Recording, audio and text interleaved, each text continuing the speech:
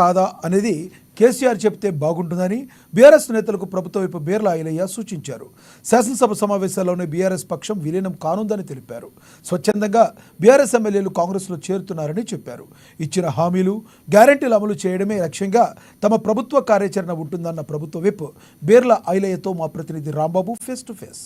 BRS ఎమ్మెల్యేలు వరుసగా కాంగ్రెస్ పార్టీలో చేరుతా ఉన్నారు. మరికొంతమంది ఎమ్మెల్యేలు కూడా కాంగ్రెస్ పార్టీలో చేరనున్నట్టు తెలుస్తాం. దీనిపైన మాట్లాడేందుకు మనతోటి బీర్లా ఎమ్మెల్యే గారు ఉన్నారు. సార్ వారిని అడిగి తెలుస్తున్నాం. సార్ చెప్పండి, కాంగ్రెస్ పార్టీలో నలుగురు మాత్రమే మిగులుతారని మీరు గతంలో చెప్పారు, ఈరోజు దానం కూడా చెప్పారు. కాంగ్రెస్ పార్టీలోకి మొత్తం ఎమ్మెల్యేలు అందరూ బీఆర్ఎస్లో ఖాళీ అవుతుందని చెప్తారు. నిజంగా ఖాళీ అయ్యేటువంటి అవకాశం ఉందా, లేకపోతే మీరు స్పెక్యులేషన్ కొరక? లేదు, రోజు చూస్తున్నారు. ఈరోజు కూడా మా గౌరవ ముఖ్యమంత్రి టచ్లో ఉన్నారు.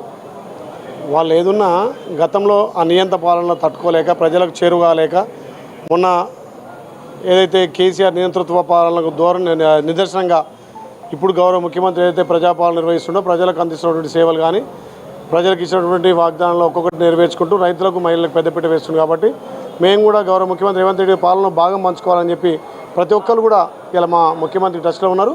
ఈ 2-3 రోజులనే మొత్తం వాళ్ళకి ఖాళీ కాబోతున్నాం. ఇప్పుడు పార్లమెంట్ అసెంబ్లీ సమావేశాలు 24 తారీఖు వరకు వాళ్ళ పార్టీ మొత్తం వీళ్ళ మెర్జీ కాబోతుంది, వీళ్ళం కాబోతుంది. ముఖ్యంగా ఢిల్లీలో కేటీఆర్ కానీ హరీష్ రావు కానీ అక్కడ మోడీతోటి చర్చలు జరిపి మా పార్టీ మీద దాంట్లో విలీనం చేస్తాం, మా చెల్లెకు బయలుమని చెప్పి అక్కడ మోకరిల్లిన వాటా తెలంగాణ ప్రజలు చూస్తారు. కాబట్టి ఇక అక్కడ టీఆర్ఎస్ పార్టీకి నూకలు చెల్లినాయి. మీరు అన్నట్టు బీఆర్ఎస్ పార్టీని విలీనం చేసుకున్నది రాజ్యాంగ విరుద్ధం కాదా? గతంలో మీరు చేసే సంసారం మేము చేస్తే వ్యభిచారమా? మరి మీ అయ్యా కేసీఆర్ ఏం చేసిండు?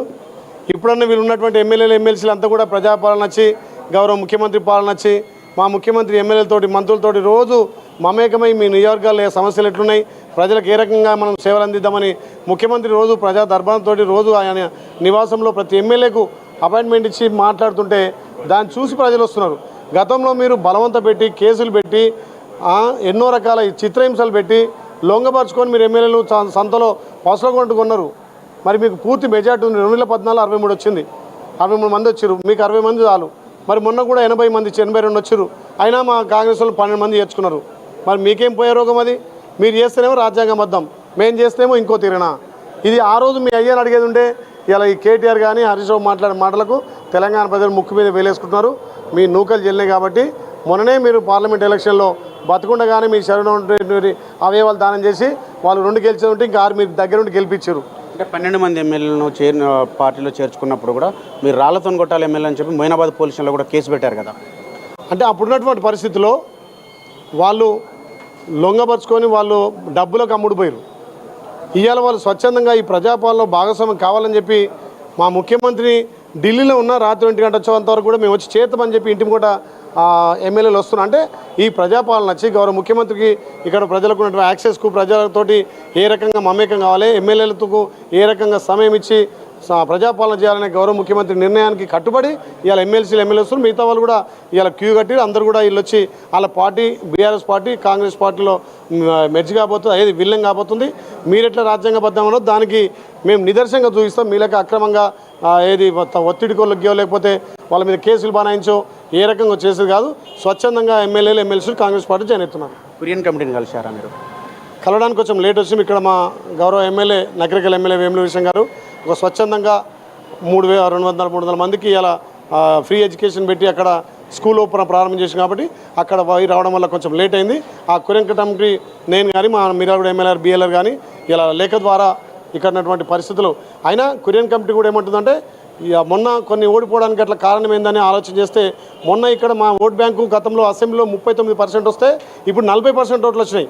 కాంగ్రెస్ పార్టీకి ఓటు బ్యాంక్ ఎక్కడ తగ్గలే, కానీ టీఆర్ఎస్ పార్టీ ఓట్లన్నీ బీఆర్ఎస్కి వేయడం వల్ల ఇవాళ కొంత బెరుగ్గా బీజేపీకి 4 సీట్లు 5 సీట్లు ఎక్కువ రావడం జరిగింది. ముఖ్యంగా ఈడ మా గౌరవ ముఖ్యమంత్రి రేవంత్ రెడ్డి నాయకత్వాన 14 సీట్లు వచ్చి ఉండే బీఆర్ఎస్ ఓట్లు 35% ఉన్నటువంటి ఓట్లు 15% పడిపోయిందంటే 20% ఓట్లు వాళ్ళు బీజేపీకి వేయడం వల్ల కొంత గెలిచినాయి. కొన్ని చోట్లలో మేము కొంత లేట్గా సీట్లు కేటాయించడంతో అక్కడ ప్రచారంలో కొంత లేట్ అయినందున అరాకొరా కొంచెం మేము ఓడిపోయినాం. కానీ నైతికంగా మాత్రం కాంగ్రెస్ పార్టీ ఈడ పార్లమెంట్ స్థానాలు 14 సీట్లు గెలిచినట్టే. నిరుద్యోగుల విషయంలో మీరు ఏం చెప్పదలుచుకున్నారు? నిరుద్యోగులు ఆందోళన చేస్తూ ఉన్నారు, మరొక వైపు దీన్ని ఎవరన్నా రెచ్చగొడతా ఉన్నారా, లేకపోతే స్వచ్ఛందంగా నిరుద్యోగులు ఆందోళన చేస్తూ ఉన్నారు? నిరుద్యోగులు ఎక్కడ కూడా నిరుత్సాహంగా లేరు. మా ముఖ్యమంత్రి గెలిచిన ప్రజాపాలన చేపట్టి 90 రోజులనే 30,000 ఉద్యోగాలు భర్తీ చేసినాం.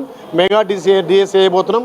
అన్ని శాఖలలో కూడా వేకెన్సీ ఎక్కడున్నాయి దాన్ని క్షుణ్ణంగా తీసి ఒక్కొక్క శాఖలో భర్తీ చేయబోతున్నాం. కొంత ప్రతిపక్షాలు ప్రజల నుంచి వస్తున్నటువంటి ఆధారం చూసి ఎరవలేక, ఉద్యోగాలు ఇచ్చేదాన్ని చూసి ఎరవలేక ఈ కాంగ్రెస్ పార్టీ జాబ్ క్యాలెండర్ తోటి భర్తీ చేస్తుంది. ఈ క్రెడిట్ కాంగ్రెస్ దక్కొద్దు, మేమేదో కొట్లాడి తెచ్చి ఈ జాబ్లు ఇప్పిస్తామనే ఒక దాంతో ఇవాళ వాళ్ళు ఈ రెచ్చగొట్టే ప్రకటన చేస్తున్నారు. అయినా నిరుద్యోగులు, యువకులు ఎవరు కూడా వాళ్ళ ప్రకటన నమ్మరు. గౌరవ ముఖ్యమంత్రి పట్ల సానుకూలంగా ఉన్నారు. నిరుద్యోగులందరికీ ఉద్యోగాలు కల్పించేది కాంగ్రెస్ పార్టీ. అసెంబ్లీ సమావేశాల తర్వాత ఖచ్చితంగా అన్ని ఇచ్చినటువంటి గ్యారంటీలను అమలు చేసి తీరుతామని చెప్పి ఎమ్మెల్యేలకు సంబంధించినటువంటి అంశంలో అటు కాంగ్రెస్ పార్టీలోకి చేరడంలో ఎట్లా రాజ్యాంగ విరుద్ధం అని చెప్పినటువంటి వ్యాఖ్యలు, బీఆర్ఎస్ నేతల వ్యాఖ్యలని తీవ్రంగా ఖండిస్తున్నామని చెప్పేసి ఇచ్చినటువంటి హామీల అమలుకు కాంగ్రెస్ పార్టీ కట్టుబడి ఉందని చెప్తున్నారు. కెమెరామెన్ మహేందర్తో రాంబాబు, ANN, హైదరాబాద్.